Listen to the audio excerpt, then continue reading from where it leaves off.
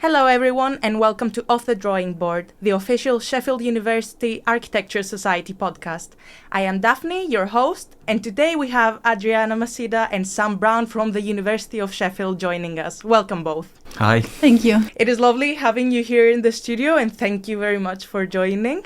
Today's topic is inspired from 2024 being named the Year of Liveness, so we will be discussing that liveness in the topic of architecture. But firstly, I would like you both to say a few things about yourselves and your architectural journey.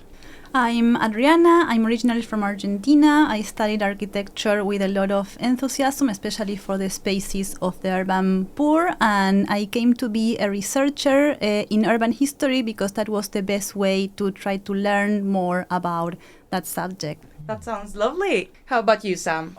I'm British. I'm from Portsmouth, which is right down on the south coast. I actually studied, so I'm a fully qualified architect, but I did study for my master's in Sheffield. I did life projects as a student when I was here, and I've had quite a varied career since. So I've been in a variety of smaller practices, but also carried out research work for the UK government, for various trade organisations, and alongside had a kind of participatory practice kind of specialism. That's very exciting, and I think it's really beneficial for us students to have such a variety in our tutors and lecturers in the university, so that's great to hear. We will start with a few fire questions just to break the ice, and then we will jump in on our topic of liveness and architecture. So I will ask just a few little questions. So first question is, what is your favorite genre of music? I like all sorts of music. This is difficult, but I was thinking maybe I can refer to what I've been playing recently, which are a series of DJs that mix Latin American folk music, and I guess that this brings together electronic and folk music. I like them both, so I've been really enjoying that. Similarly, yeah, I listen to almost everything. Opera I struggle with, but the rest, anything goes as long as it's got a bit of a groove, a bit of a beat, a good hook that I can latch onto. I use music to kind of cope with the world, really. I suffer from quite overstimulation a lot of the time, and music for me really cuts through all of that. So yeah, I've often got my headphones in, particularly if I need to concentrate on something, and yeah, anything that's got those qualities, something that brings some kind of order to the chaos, that will get me going. Which is why opera struggles. That seems to be all about the chaos in opera. So. Music is a panacea to everything, isn't it? Great. And then I will ask if you have a favorite architect and why so. Oh, another difficult one. Recently, I've been thinking about an engineer and architect, actually, and an artist from Uruguay called Eladio Dieste, because he pioneers shells and structures with brickwork, which was a very local, low-tech material, but he managed to do affordable and really amazing structures with that. But I like many architects. I think that's the thing. I find architects really interesting people. I think this kind of idea of the architect is quite a kind of polymath, somebody who has an interest in almost everything. So most architects you meet individually are quite interesting people, and so I never really think I have a favourite one. I can think of particular people who are just really good with people as well, so they have that kind of polymath interest, but they have really good people skills. People like Meredith Bowles, who runs Mole Architects. I had the privilege of working with him through the Studio in the Woods programme, and that whole team actually, people who kind of step outside for one weekend of their, step outside of their normal career and just engage as students with other people to really learn about how to make things. They've been really inspiring. When I was a student, I absolutely loved Peter Zumthor, and now I kind of don't know why. I kind of really, really don't like that idea of the kind of superstar architect, because I think now I'm further on in my career, you just really realise that no one person really is the architect. Architects are people who hold conversations, and for every project, every Peter Zumthor project that I loved, there would have been a whole host of people in that team, and the question of authorship of those projects is much more dispersed. So whilst at that point in my time I would have said he was my favourite architect, I now don't really think I have a favourite. This is a part of the beauty of architecture. I think that tastes change accordingly, and as you grow up, you develop as an architect, you develop as a person as well, and it just completely changes from one year to another, maybe. Great. And then I will ask if you've read any interesting books recently. Ooh, yeah, I love reading, actually. If I think of reading beyond work, because I read a lot for research, there's a novel called Come Tierra, which I really liked. It's from an Argentine author. There's Minor Detail from a Palestinian author that we also read in a decolonial reading series, and they are both really difficult pieces of fiction because they touch on political and personal and societal issues, but they were very unique, very interesting, and very enjoyable after all. That does sound very interesting. Well, I don't get to read a lot at work, other than emails. I seem to read a lot of emails at work. So outside of work really is, it's a bit of a escapism for me being able to read. And I also have 2 children under 4. So actually having enough, wakeful hours to dedicate to reading is really challenging. So I get through, I'd say maybe 3 books a year at the minute.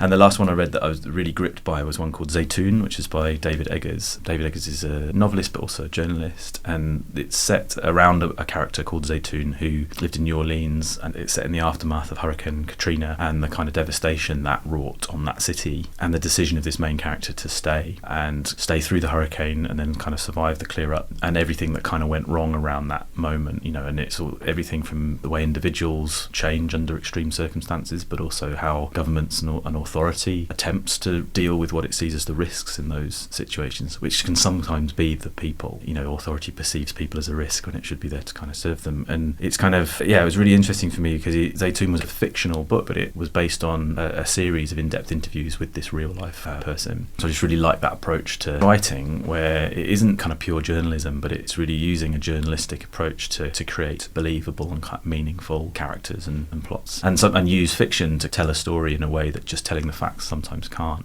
So that's a really, really great book. Sometimes it's easier to say the facts when they're put through an actual storyline because it's easier to follow as well. So that sounds great. That sounds really interesting.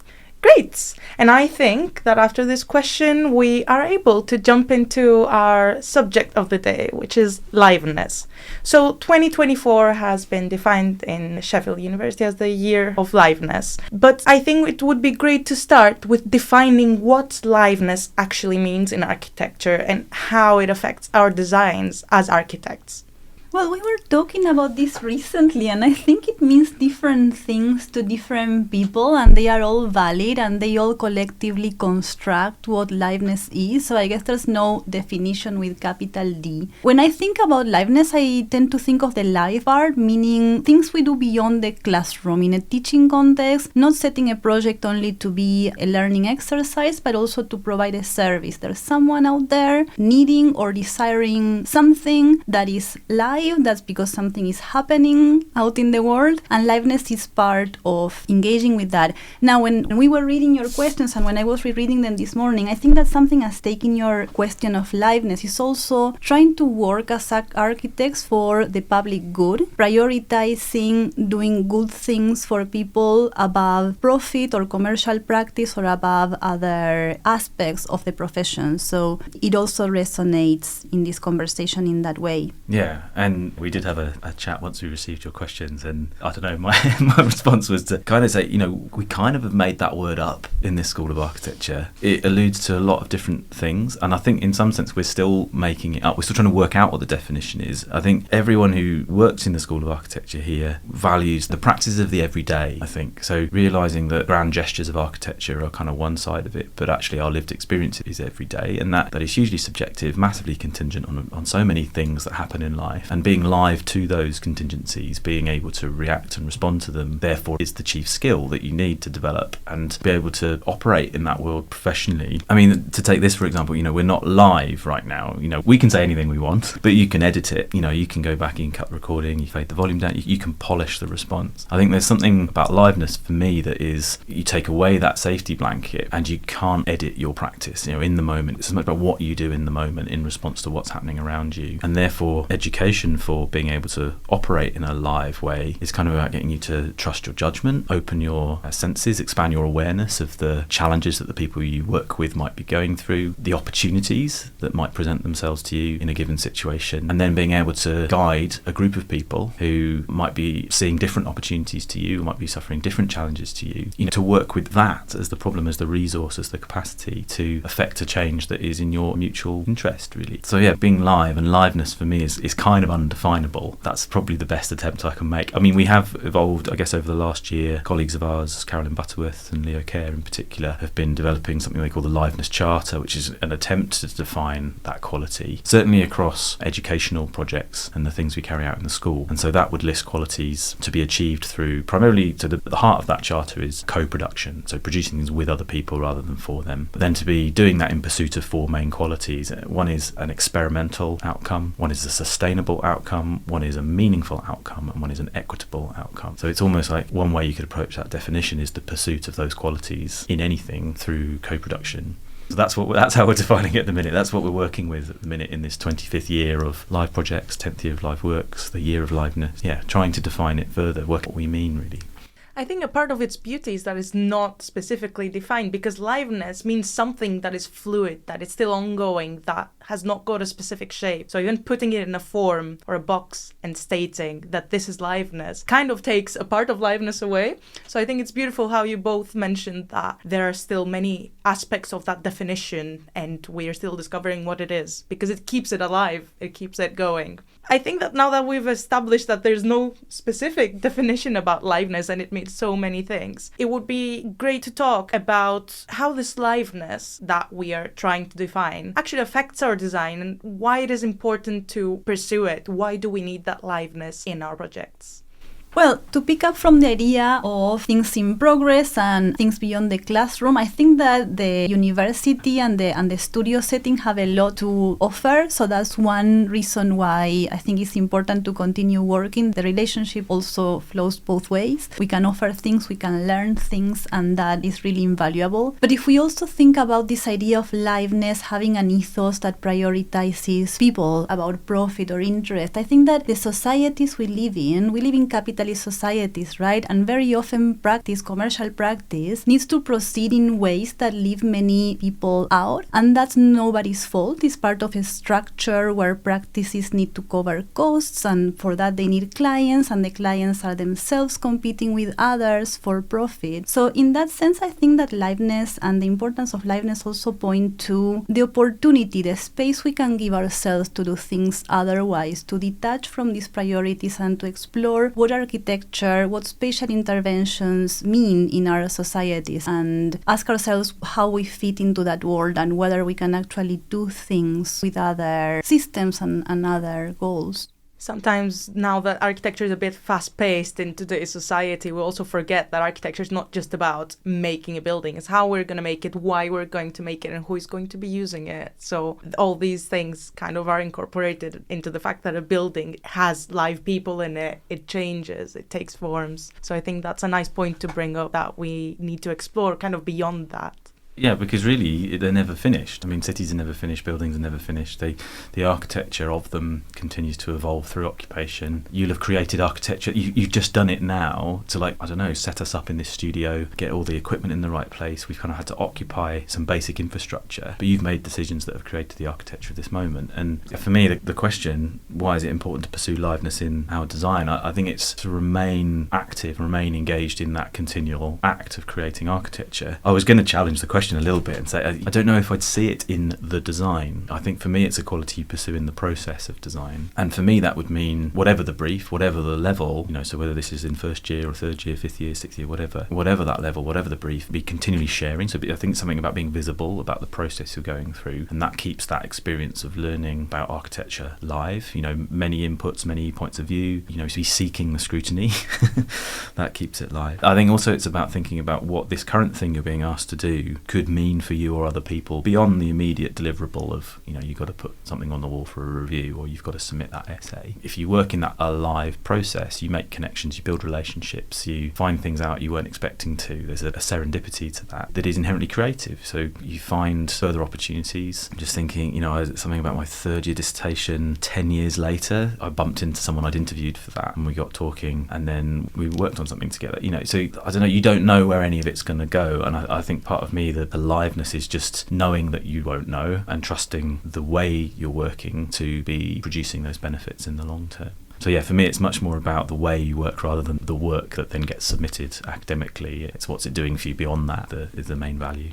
Sometimes as students and as architects, we do find that we are really obsessed about what is going to be the output. So how much work we're going to be presenting on that wall, and if it's going to be sufficient for our grade or for the client and so on. But sometimes the important thing is to sit back and enjoy the process and incorporate, as you said, that research into our actual design ideas and the way that we will end up to the final outcome. Because at the end, if we have sat back, thought about it, and tried to incorporate liveness into our process, it will result in better outcomes.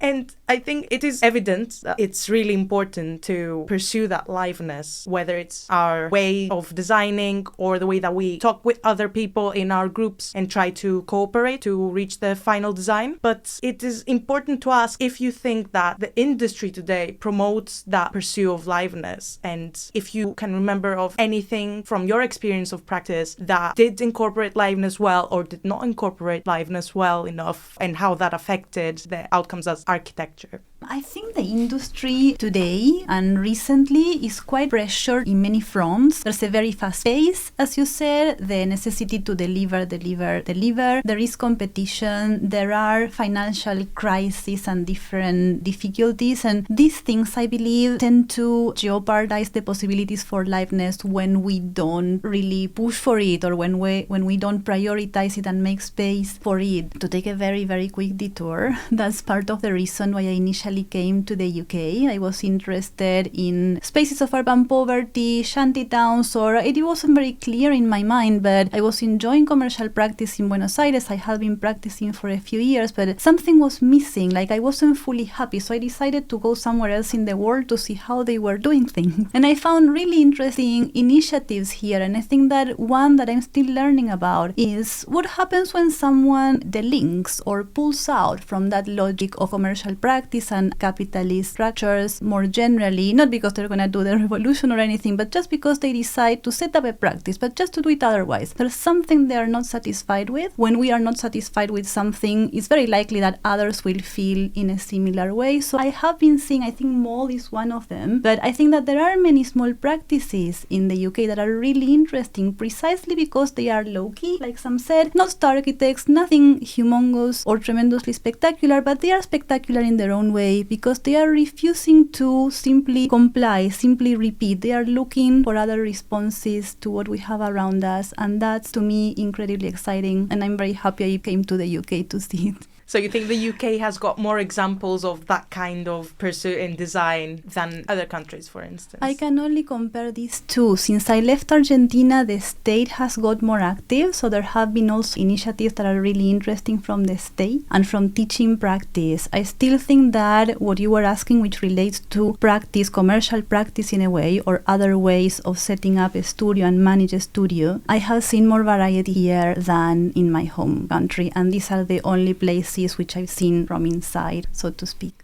This is really good to hear that the UK has got so many bright examples.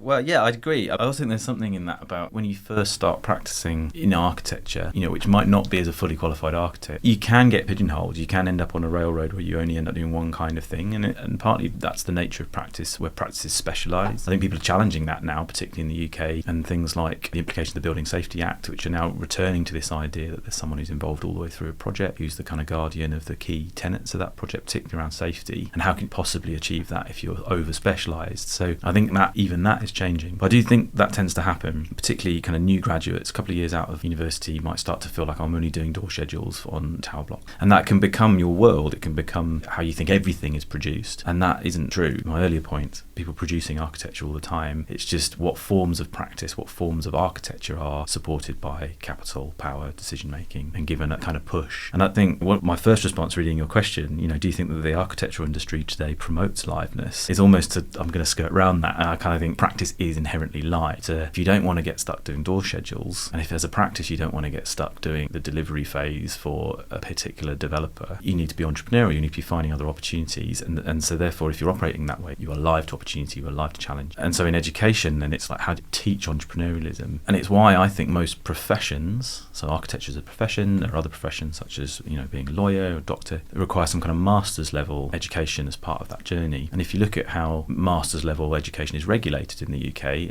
by the FHEQ, who set kind of hallmarks for something to say it's a master's course has to meet these qualities criteria. One of those is dealing with incomplete information. One of those is dealing with audiences that are both specialised and lay, as in unspecialised public, and being able to deal with that, deal with the need to translate knowledge and to also be that kind of filling in the gaps. And I think that's why when we run something like live projects in the School of Architecture, really we hope that provides a platform to develop entrepreneurially, to find the opportunities, and that's then taking that into practice. It helps you cope with the liveness of practice, would be my theory. So yeah, it is live. Practice is live. It can't not be. The industry needs that to resist this kind of specialisation, I think.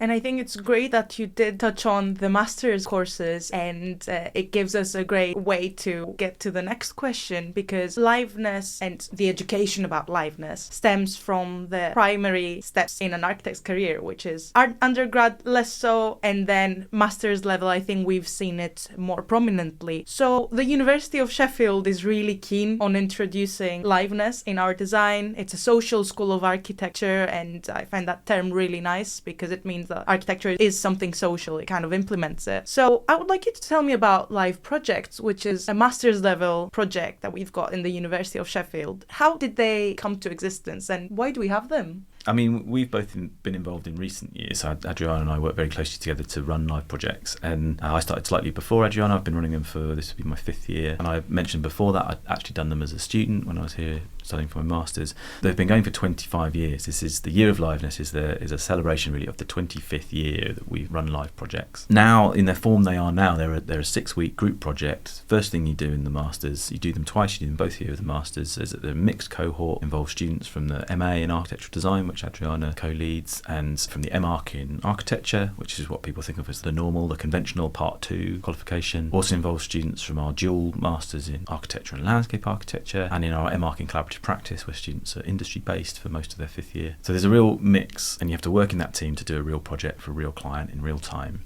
And you get academic credit for that. That's the trade, I guess. They didn't start like that. So 25 years ago, they weren't necessarily credit-bearing exercises. They were voluntary enrichment type things. But quite quickly, I think the School of Architecture saw value in that and sought to integrate them into the curriculum. But it was Jeremy Till, who some of you may know, kind of seminal figure in architectural education, who was head of school here at the time, and was really behind that initiative, and then supported in doing that by various colleagues at the time, including Prue Childs. And then subsequently, I mentioned Leo and Carolyn earlier, so Carolyn Butterworth, Leo Kerr. They've both done what I'm doing now. They've both coordinated the programme at some point. So it's kind of been through many hands over that time. But we think has kind of retained that starting kind of value system, which is that in the social school of architecture, that practice of architecture being rooted in an appreciation of the everyday, being for the many rather than the few, and therefore how do you practice that? How do you learn the skills you need to operate in that way? And I'd say that's probably was the founding story. There's a big gap in the middle there. I kind of know the origin story, and then I know now, and then there's 10, 15 years in the middle where I don't know. And I would be really intrigued. We've started a bit of an archival project this year. We've always had a kind of archive. There's a website, and we use Instagram a lot now, but it had gaps, had holes in it. And I think the 25th year has felt like the right time to really just consolidate that archive. So I'm looking forward to learning more about the gap in my knowledge. I think it would be very nice to see how they evolved and reached the point that they are today as projects. Well, and also just to chart the influence, I guess, on other institutions. So many institutions do live projects now, or things they call live projects, and they're quite different. Sometimes in what they value, sometimes they're more overtly about live build and getting construction experience into the hands of students. Other times they're very, very short. Other times they're very, very long. So the exact expression, I don't think we'd want to control what that is, but we have had quite an influence beyond this School of Architecture, and most people I meet would say that as well. But I like that it has this other live. I mean, you were at De Montfort before here, and De Montfort had kind of a live.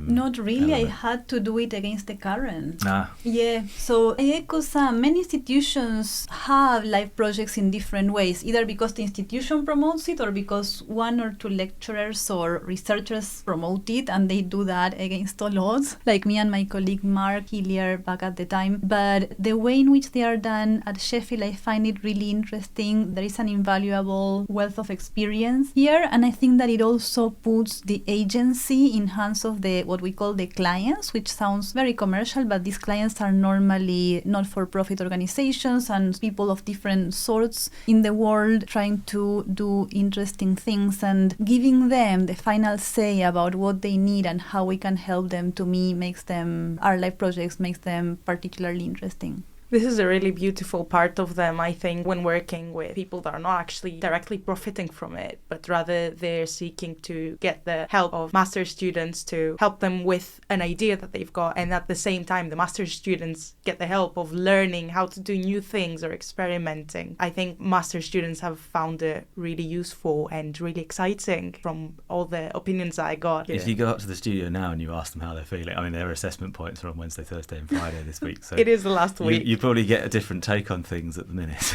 I think everybody is a bit stressed. I mean, this is what I'm really looking forward to trying to do this over the next year. But I guess in research terms, you might call it a longitudinal study. Something that we kind of know how students feel while they're doing live projects. We kind of know how they feel once they've done them.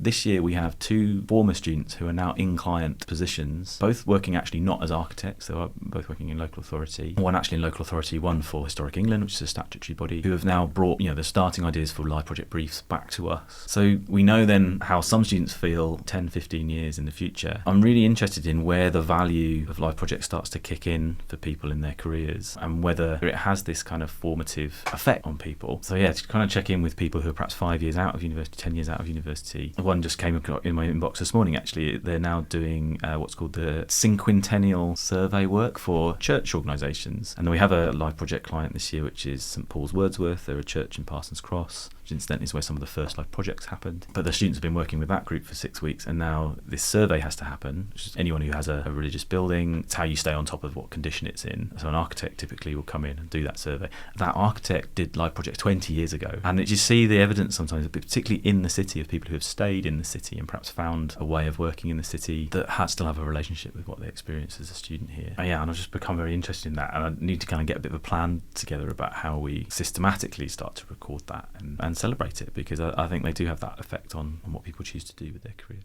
It's important that it is an outcome that we will take on in our architectural career and probably will influence us for the rest of it, for the rest of our architectural journey. So this leads quite nicely to the final question of today, which is, do you have anything to say to students or upcoming architects on how we can ensure we promote the pursuit of liveness in our design process? Interesting. I don't have a formula for this. My first comment is enjoy. Things may feel stressful or daunting right now, but I'm sure you're going to look back and miss these years, or at least I did as a student and I would. And I think that anything that can construct tools for you guys, now talking to those who are about to finish their masters, any tools you can construct to do what you actually want to do in the lines of what we were speaking, real projects with real clients or working in different ways than the convention. Any tools you can pick up, intellectual skills, anything will be really helpful to you. So go for it.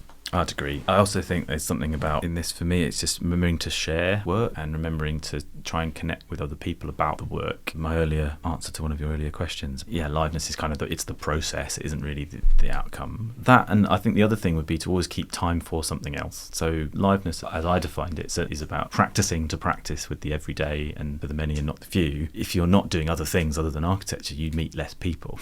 I think it's my experience, certainly. And so when I was studying, I always made sure there was time for something else, sport or other hobbies, and work, actually, work outside of architecture. I needed to work when I studied to support myself, but actually that was another circle, another community that I met people I wouldn't have met through. And then actually after graduating, that was always the principle I've carried forward into my working life, is not just having one job, and that has paid huge dividend for me. It's given me some resilience, so when I've lost one job, I've had the other one. They've enriched each other, and it's allowed me to develop a way of working alongside gaining experience in conventional architectural practice. There was space to develop against something else and to not work. So I've had times in my life where I've really not been able to sustain full-time work due to mental health or other health-related issues, and it's given me that time in my week. It's meant I've had to make other choices about that I can afford within my level of income, but for me, that strategy of always having something else other than my main job it's allowed me to pursue this kind of very interesting topic of liveness and staying kind of live to opportunities. I think it's really connected to architecture being a universal practice, so we are kind of connected to the Renaissance value of homo universalis. So you always need to pursue as many multilateral perspectives of life as possible and try to incorporate as many things in your curriculum as you can. It is always going to benefit your design. So that's really nice to hear from somebody who's got experience from the architectural journey as well.